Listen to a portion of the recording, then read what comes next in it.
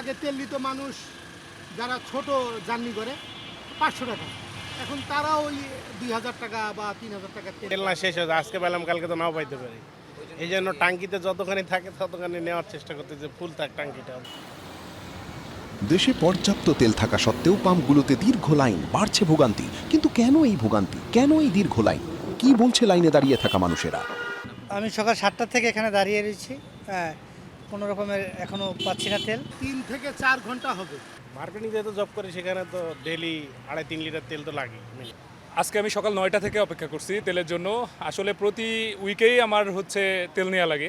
এক সপ্তাহে এক ট্যাঙ্কি যদি আমি এখান থেকে ফুল ট্যাঙ্কি করে নেই, সুমাত্রাতে ফুল ট্যাঙ্কি করে দেয়, এক ট্যাঙ্কি নিলে মোটামুটি 10-15 দিনের মতো চলে। এভারেজে আমার 20 লিটার লাগতো মাসে, এখনও ওই রকমেরই লাগে। কিন্তু আমি এই যে এক সপ্তাহ পরে আজকে মোটরসাইকেলটা বের করছি, ভাবছি হয়তো বা দাম বাড়ছে, এখন তেলটা পাবো ইজিলি। ফুল টাঙ্কি শেষ হতো, তারপর নিতাম, তখন তো এই ভোগান্তি ছিল না। সপ্তাহে একবার আসলেই হতো, এখন সপ্তাহে 2বার লাগতেছে। পাম্পে তেল আছে, সংকটটা আসলে এটা আমরা মানুষ সৃষ্ট কিছু বিষয় আছে। কারণ আমরা তো বলতে গেলে হুজুগে বাঙালি, আমরা তো অনেক সময় এসে সিরিয়ালে দাঁড়ায় যাই, তো আমরা বুঝি না যে তেল আছে। ডিমান্ড বেড়ে গেল, এখন সব পাম্প তো কার্যক্রম চালায় না, সব পাম্প তো বন্ধ। এখন যে কয়টা পাম্প দিতেছে তাদের কাছে এসে চাহিদা বেড়ে যেতেছে, তারা দিবে কিভাবে?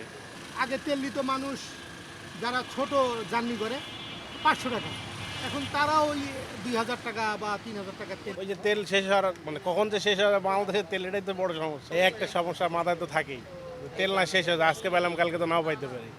এই জন্য টাঙ্কিতে যতখানি থাকে ততখানি নেওয়ার চেষ্টা করতে, যে ফুল থাক টাঙ্কিটা। 500 বা 1000 টাকা এখন একটু যেহেতু ফুল তেলের সমস্যার ভিতর দিয়ে যাচ্ছে, তো এখানে আমরা ফুল ট্যাঙ্কি করে নেওয়ার জন্য এই সিরিয়ালে দাঁড়াই আছি।